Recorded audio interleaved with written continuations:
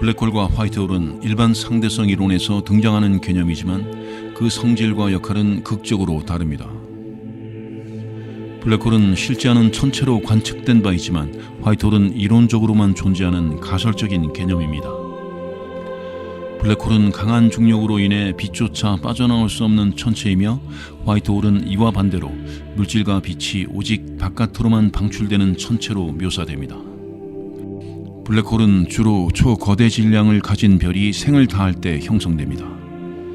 별이 핵융합을 지속하며 내부 압력으로 중력을 견디지만 연료가 고갈되면 더 이상 자체 중력을 이기지 못하고 급격히 붕괴하게 됩니다. 이때 별의 중심이 밀려 들어가면서 엄청난 밀도의 특이점이 생성되고 이 특이점을 감싸는 경계선이 사건의 지평선으로 불립니다.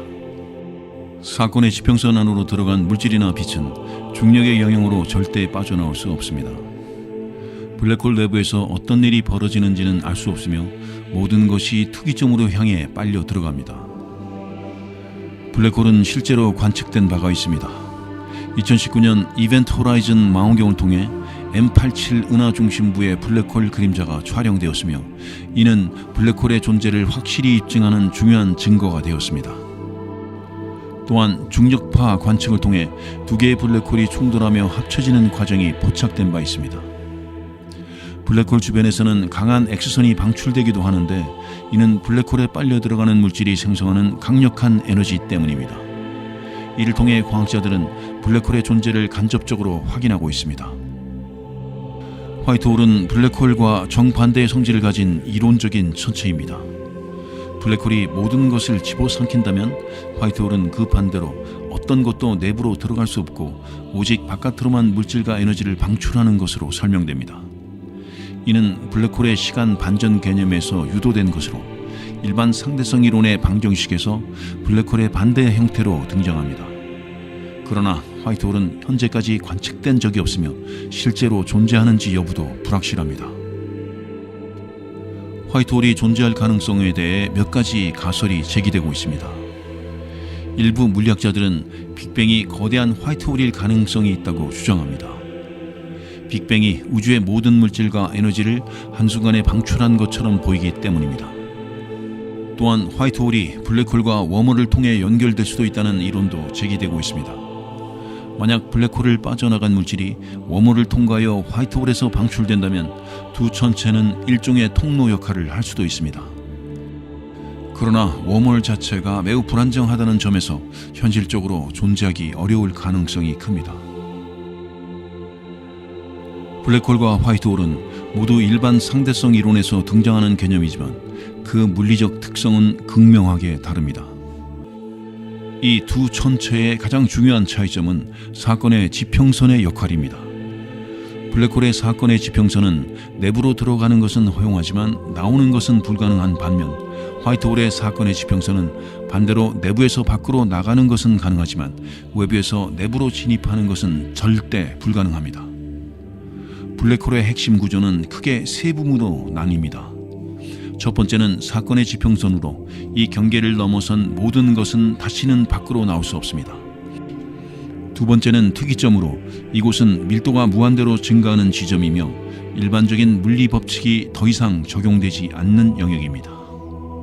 세 번째는 강착 원반으로 블랙홀 주위를 돌면서 물질이 빨려 들어가는 과정에서 엄청난 에너지를 방출하는 구조입니다. 이 강착 원반에서 발생하는 X선과 감마선은 블랙홀을 간접적으로 탐지할 수 있는 중요한 요소가 됩니다. 블랙홀의 중력은 시간이 느려지는 효과를 유발합니다. 이는 일반 상대성 이론에서 설명되는 중력-시간 지연 현상으로 블랙홀에 가까워질수록 시간이 느려지다가 사건의 지평선에 도달하면 외부에서 볼 때 시간이 멈춘 것처럼 보입니다. 이 때문에 사건의 지평선을 넘는 순간 외부 관찰자에게는 우주에서 사라진 것처럼 보이지만 실제로는 내부로 계속 빨려 들어가 특이점으로 향하게 됩니다. 반면 화이트홀은 사건의 지평선을 넘을 수 없는 구조이기 때문에 외부 물질이 화이트홀로 접근하는 것이 불가능합니다. 이는 마치 빛과 물질이 반사되는 거울처럼 작용하며 모든 물질이 화이트홀 내부에서만 생성되어 바깥으로 방출됩니다. 그러나 이와 같은 성질 때문에 화이트홀은 불안정할 가능성이 높습니다. 현실적으로 존재하는 모든 천체는 주변과 상호작용을 하며 에너지를 교환하는데 화이트홀은 이러한 과정이 불가능하므로 실제로 존재할 수 있는지가 의문입니다. 화이트홀의 물리적 구조에 대한 논의는 아직 이론적 단계에 머물러 있으며 이를 설명하기 위한 몇 가지 가설이 제기되고 있습니다. 하나의 가능성은 화이트홀이 블랙홀의 시간 반전 형태일 수 있다는 것입니다.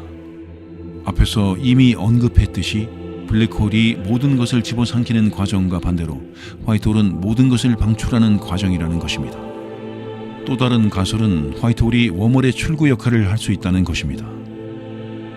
블랙홀과 화이트홀의 개념과 물리적 특성을 이해했다면 이제 두 천체가 어떻게 이론적으로 설명되는지 그 배경을 살펴볼 필요가 있습니다. 블랙홀은 아인슈타인의 일반 상대성 이론에서 직접적으로 예측된 천체이며 아인슈타인의 중력장 방정식에서 유도된 슈바르츠-실트 솔루션에 의해 설명됩니다. 이 솔루션은 블랙홀이 형성될 때 시공간이 어떻게 변하는지를 보여주며 사건의 지평선과 특이점이 존재한다는 것을 예측합니다. 슈바르츠-실트 솔루션은 질량이 구형으로 대칭적인 경우를 다루며 사건의 지평선 내부에서는 중력이 무한대로 강해져서 모든 것이 특이점으로 빨려 들어가게 됩니다.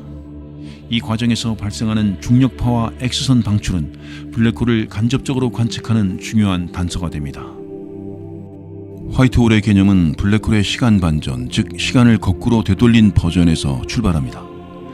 만약 블랙홀이 형성되는 과정이 시간을 거슬러 간다면 특이점에서 물질과 에너지가 쏟아져 나오고 사건의 지평선을 넘어 바깥으로만 방출되는 천체가 형성될 수 있습니다. 이 개념은 일반 상대성 이론의 방정식에서도 등장하지만 현실에서 존재할 가능성은 희박합니다. 그 이유는 물리법칙이 적용되는 방식 때문입니다. 블랙홀은 연력학 제2법칙을 따릅니다. 이는 엔트로피, 즉 무질서도가 증가하는 방향으로 우주의 모든 과정이 진행된다는 법칙입니다. 블랙홀은 물질을 흡수하면서 엔트로피를 증가시키지만 화이트홀은 반대로 물질을 방출하면서 엔트로피를 감소시키는 것처럼 보입니다. 이는 우리가 알고 있는 자연 법칙과 모순되므로 화이트홀이 실제로 존재하기 어렵다는 주장이 나옵니다.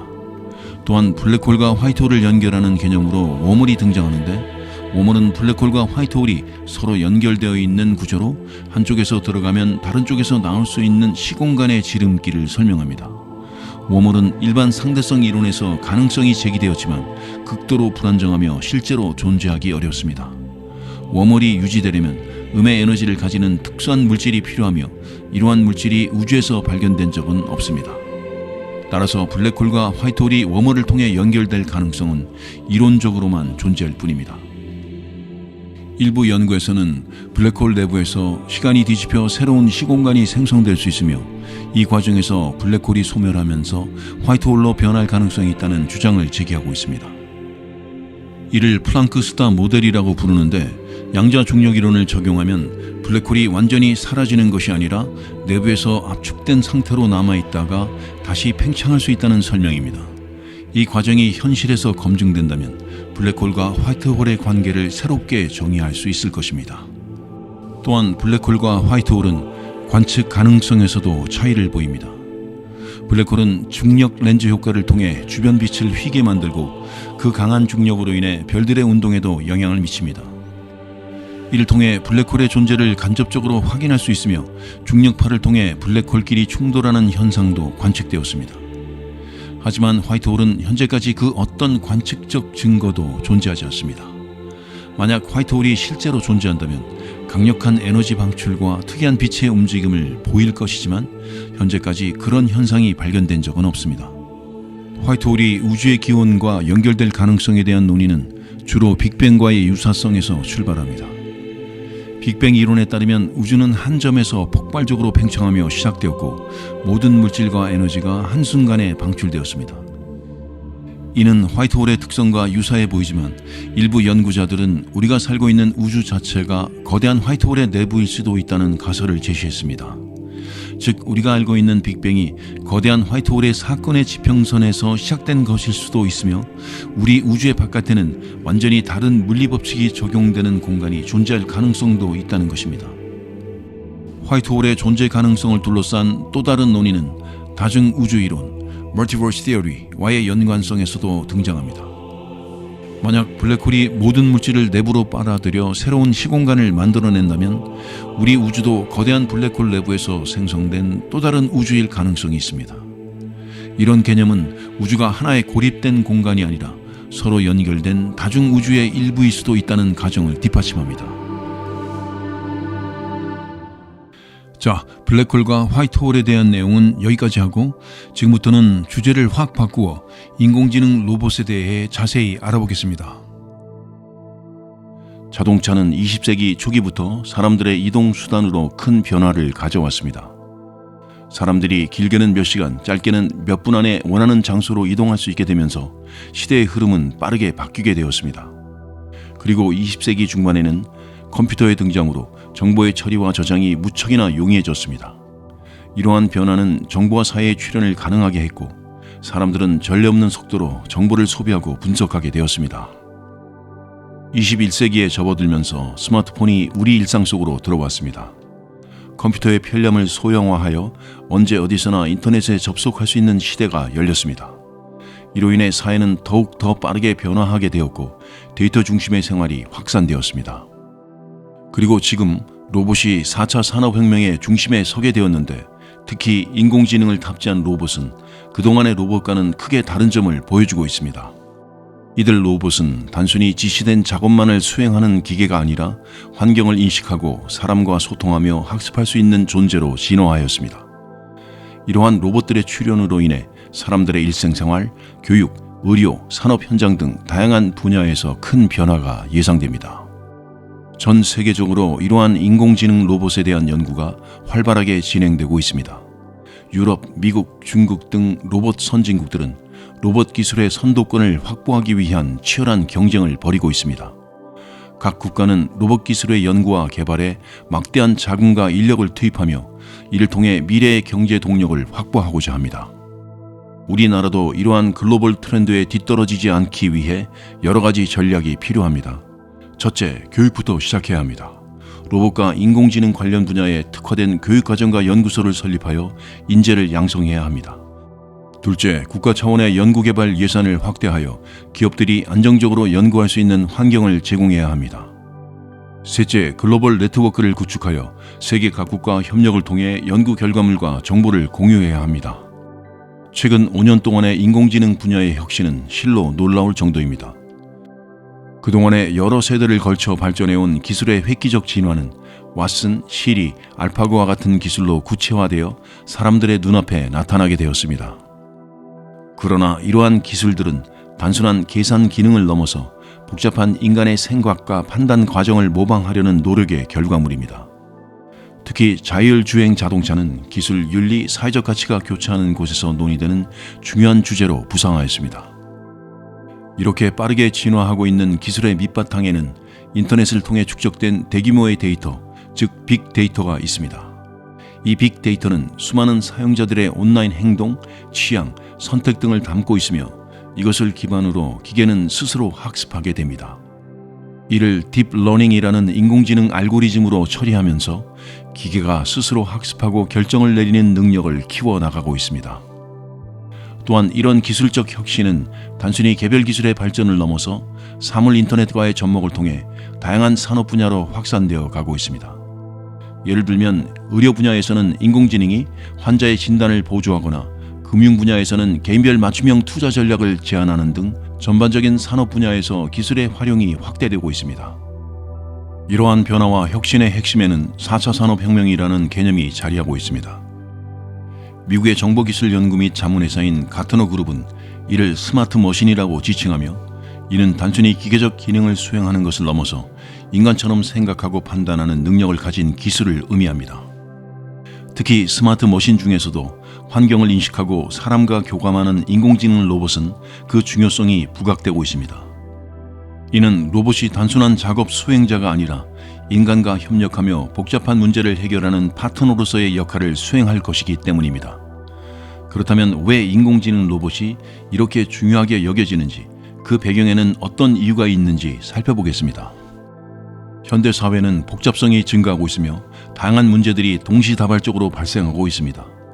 이러한 복잡한 문제들을 해결하기 위해서는 인간만의 능력을 넘어서 기계의 도움이 필요합니다. 그리고 기술의 발전은 산업의 효율성과 생산성 향상을 가져옵니다. 인공지능 로봇의 활용은 제조부터 유통까지의 전 과정에서 비용 절감과 품질 향상을 도모할 수 있습니다. 또한 인간의 뇌와 그 동작 원리에 대한 연구가 깊어짐에 따라 그것을 모방하는 기술인 인공지능의 발전도 가속화되었습니다. 이를 통해 기계가 인간처럼 생각하고 학습하는 기술이 가능해진 것입니다. 미래 사회의 직장은 현재와는 많이 달라질 것으로 전망되고 있습니다.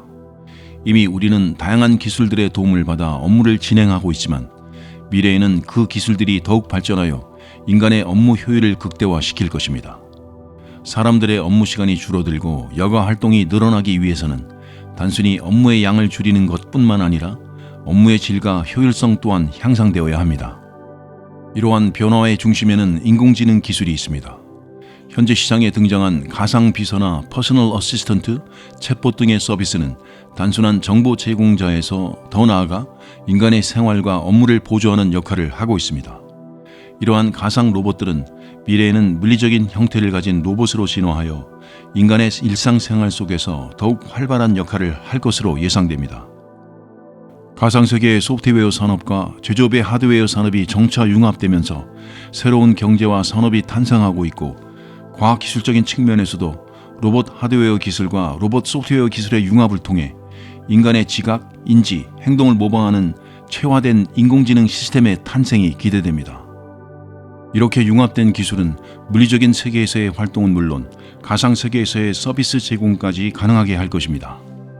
인공지능 로봇이라는 용어는 기술의 발전에 따라 훨씬 넓은 의미를 갖게 되었는데 그것은 단순한 코드라인에서 시작하여 물리적 환경에서 사람처럼 행동하는 복잡한 기계에 이르기까지 다양한 형태를 취하고 있습니다.